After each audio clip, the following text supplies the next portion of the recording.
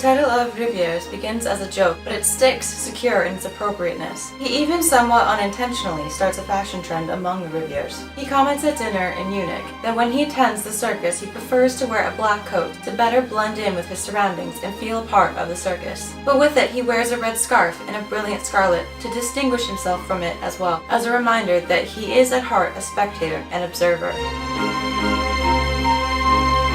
Hi everybody, today I'm going to be doing a review of The Night Circus by Erin Morgenstern. This was the Booksplosion book of the month this month, and I absolutely loved it. This may be a brand new favorite, and I gave it 5 out of 5 stars on Goodreads. If you haven't heard about this book before, essentially it's about two people trained since childhood as magicians to compete in this very mysterious competition. Their venue for this competition? An amazing, incredible, magical night circus. This book is seriously magical. I could not put it down. There are 4 main things that I really liked about this book, and so I'm going to try to go through them without giving away any big spoilers. The first 3 things that I really like all sort of tied together. The first thing I loved was that there were multiple perspectives and timelines. The second thing I loved was the general atmosphere of the book and of the circus. And the third thing was the descriptions of the circus itself. This book is all about the atmosphere and really transporting you into this place, and part of the way it does that is through the multiple perspectives and timelines that I just mentioned. There are 2 perspectives that make sense, one of Celia, one of the main characters, and one of the magicians,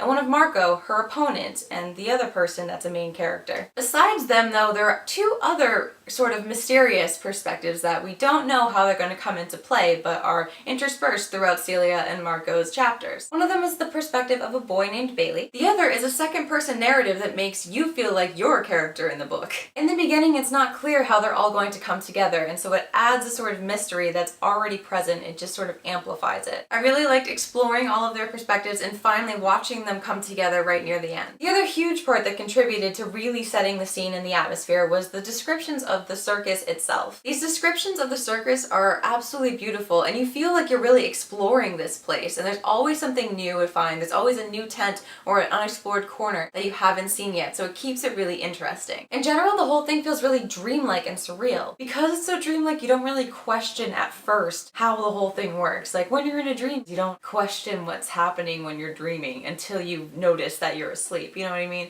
And you do the same sort of thing with this book, and I just thought that was so cool. When you first see the circus, one of the things you notice is this amazing intricate clock. I sort of think of the circus working a lot like this clock. When you look at it, you can clearly tell that there is some intricate engineering going on there, but you have no idea how the heck it works. You just sort of appreciate it and go with it. The fourth thing that I really liked were just the characters. You don't exactly get to know them intimately well, and I never really felt like I was 100% in any of their heads, but I actually kind of liked that. It sort of lets the author just take her time revealing things. They were just very interesting people, and so I was still very intrigued and I still got very invested. I don't know if I could necessarily pick any favorites, but besides Celia and Marco, I did really like Poppet and Widget and Tsukiko and Frederick Thiessen, the clockmaker. The most interesting characters for me, of course, were the 2 mentors. I absolutely hated Prospero, but he was very intriguing. And I have very mixed feelings about Mr. A.H. At first I really didn't like him, but of the 2, I definitely like him better than Prospero. And just the way he talks at the very end, when you see him for the last sort of time before the book ends, he definitely says some things that sort of brought me around to him a little bit more, that made him seem a little bit more humane despite his actions. So, I don't know, I have very mixed feelings about him. And also, I actually had a 5th thing that I really liked, which was just that the plot unravels pretty slowly. It takes a while for you to really see the inner workings of the clock, so to speak.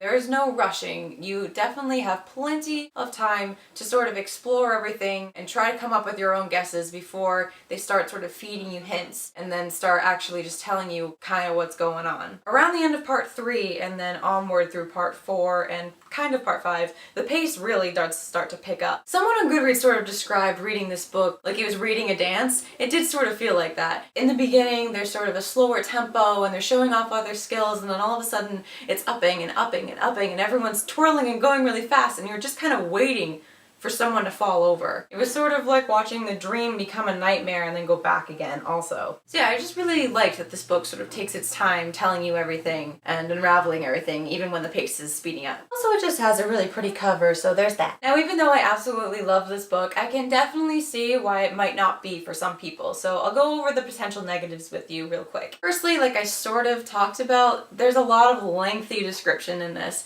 and for some people that is just not their cup of tea. For some people it might feel a little bit too slow-paced because of all that description. The second thing is that the romance might come off as a little insta-lovey to some people. On the back of the book it tells you that Celia and Margot are going to fall in love, so we knew from the get-go that there was going to be romance, but we don't see it really until they finally meet as opponents for the first time. The thing is, this book takes place over decades, but we don't necessarily see and feel that relationship building up from afar, and so when we see them, they've had a lot of time to kind of fall in love with each other through each other's work, but we don't see it, so it feels like it's all really quick. And so even though it's not rushed at all in far as their lives, it might seem a little bit too much too soon for us as the readers. That being said, a lot of people would probably also say that there's not enough of the romance in this book.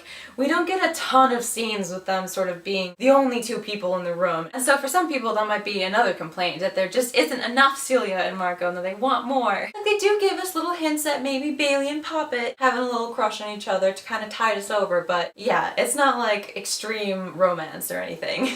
The last thing that might bother a lot of people is just, it's very vague. For a long time, they don't tell you a lot about how the whole thing works. Everything's kind of a big mystery and you're not sure what's going on. That might not appeal to some people. Some people just want to know how it works right from the beginning and feel like they're in the know, and this book is not going to give you that. But of course, I would recommend that you read it and find out for yourself. Yeah, I don't want to go into any spoilers. I'm just going to kind of leave it at that. Overall, I thought it was just such an incredible, magical experience, and I would definitely read it again someday. This book is all about being an atmospheric experience at its core. Even though its main plot is good, it's the setting, the experience of the circus that keeps us the most enthralled. But yeah, that's about it for me. So hope you guys like this video and hope you have a lovely evening. My name is Jackie, this has been a review, and I'll see you in my next one. Bye!